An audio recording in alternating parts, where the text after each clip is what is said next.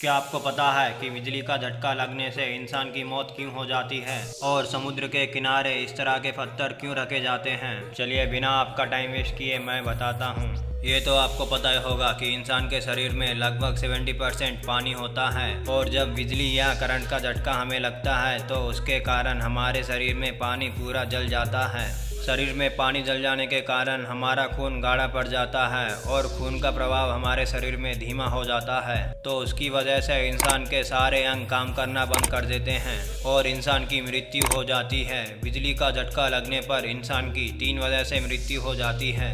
या तो इंसान की मृत्यु सांस रुकने की वजह से हो जाती है, या फिर धड़कन रुकने की वजह से, या फिर फेफड़े कार्य न करने की वजह से इंसान की मृत्यु हो जाती है। जो व्यक्ति इलेक्ट्रिक शॉक की वजह से मरता है उसे इलेक्ट्रोक्यूशन कहते हैं। यही कारण है कि बिजली का झटका लगने की वजह से इंसान की मृत्यु हो जाती है। चलिए अब जानते हैं कि समुद्रों के किनारे इस तरह के पत्थर क्यों रखे जाते हैं।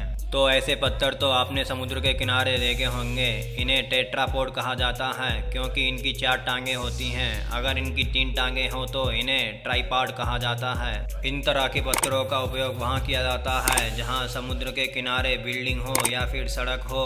समुद्र से आने वाली लहरें बहुत ताकतवर होती हैं। अगर ये समुद्र की लहरें सीधे ही उन सड़कों से या फिर बिल्डिंगों से टकराते हैं तो उनको भारी नुकसान पहुंचा सकती हैं। इन्हीं नुकसानों को बचाने के लिए समुद्र के किनारे इस तरह के पत्थरों को रखा जाता है, क्योंकि जब समुद्र की ताकतवर लहरें आती हैं तो वह इन पत्थरों से टकरा कर चले जाती हैं और डायरेक्ट किसी बिल्डिंग या सड़क को नुकसान नहीं पहुंचाती हैं। यही कारण है कि समुद्र के किनारे इस तरह के पत्थरों का उपयोग किया जाता है।